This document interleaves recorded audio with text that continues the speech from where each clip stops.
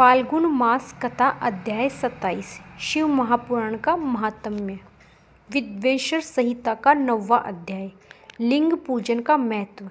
नंदिकेश्वर कहते हैं, ब्रह्मा और विष्णु भगवान शिव को प्रणाम कर चुपचाप उनके दाएं भाग में खड़े हो गए। उन्होंने पूजनीय महादेव जी को श्रेष्ठ आसन पर बैठकर पवित्र वस्तुओं से उनका पूजन किया। दीर्घकाल तक स्थिर रहने वाली वस्तुओं को पुष्प वास्तु तथा अल्पकाल तक टिकने वाली वस्तुओं को प्रकृति वास्तु कहते हैं।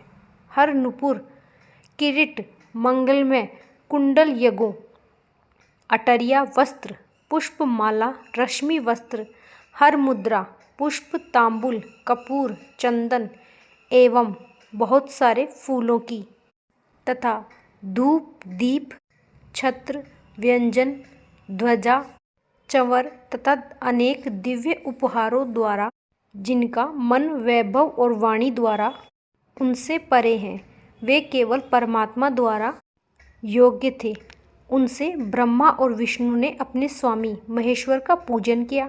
इससे प्रसन्न होकर भगवान शिव ने दोनों देवताओं से मुस्कुराकर कहा, पुत्रों, आज तुम्हारे द्वारा की गई पूजा से मैं बहुत प्रसन्न हूँ।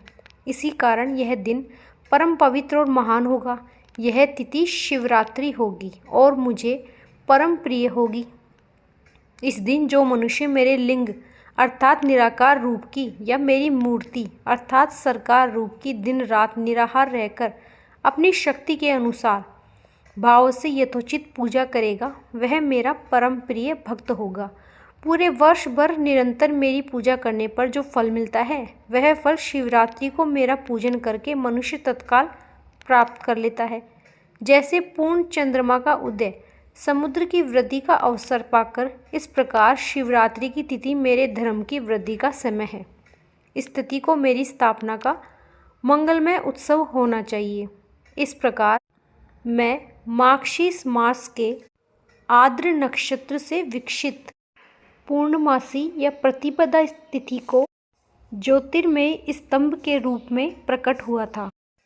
इस दिन जो भी मनुष्य पार्वती सहित मेरा दर्शन करता है अथवा मेरी मूर्ति को प्रणाम करता है, वह मेरे लिए बहुत प्रिय है। इस शुभ दिन मेरे दर्शन मात्र से पूरा फल मिलता है और यदि दर्शन के साथ मेरी पूजा भी की जाए तो इतना अधिक फल प्राप्त होता है कि वाणी द्वारा उसका वर्णन नहीं किया जा सकता। लिंग रूप में प्रकट होकर मैं बहुत बड़ा हो गया था, अतः भूतल के स्थान के नाम से प्रसिद्ध हुआ और जगत के लोग इसका दर्शन और पूजन कर सकें। इसके लिए अनादि और अनंत ज्योति स्तंभ अथवा ज्योतिर्मय तीर्थलिंग अत्यंत छोटा हो जाएगा। यह सब प्रकार से भोग करने वाला तथा भोग और मोक्ष का एकमात्र साधन है। इसका स्पर्श और ध्यान प्राणियों को जन्म और मृत्यु के कष्ट से छुड़ाने वाला है। शिवलिंग के यहाँ प्रकट होने के कारण यह स्थान अरुणाचल नाम से प्रसिद्ध होगा तथा यहाँ बड़े बड़े तीर्थ प्रकट होंगे। इस स्थान पर रहने या करने से जीवन को मोक्ष प्राप्त होगा। मेरे दो रूप हैं, साकार और निराकार। पहले मैं स्तंभ रूप में प्रकट हुआ, फिर अपने साक्षात रूप में ब्रह्म भाव मेरा निराकार रूप है तथा महेश्वर भाव मेरा साक्षात रूप है। यह दोनों ही मेरे सिद्ध रूप हैं। मैं ही परम ब्रह्म परमात्मा हूँ। जीवन पर अनुग्रह करना मेरा कार्य है। मैं जगत की वृद्धि करने वाला होने के कारण ब्रह्म कहलाता हूँ। सर्वत्र स्थित होने के कारण मैं ही सबकी आत्मा हूँ। स्वर्ग से लेकर अनुग्रह तक जो जगत संबंधी 5 कृत्य हैं, वह सदा ही मेरे हैं। मेरी ब्रह्म रूप का दिशा करने के लिए पहले लिंग प्रकट हुआ, फिर अज्ञात ईश्वर का साक्षात करने के लिए मैं जगदीशपुर रूप में प्रकट हो गया। मेरा सकल रूप मेरे ईशत्व का और निश्चित काल का रूप मेरे ब्रह्म स्वरूप का दिशा करता है।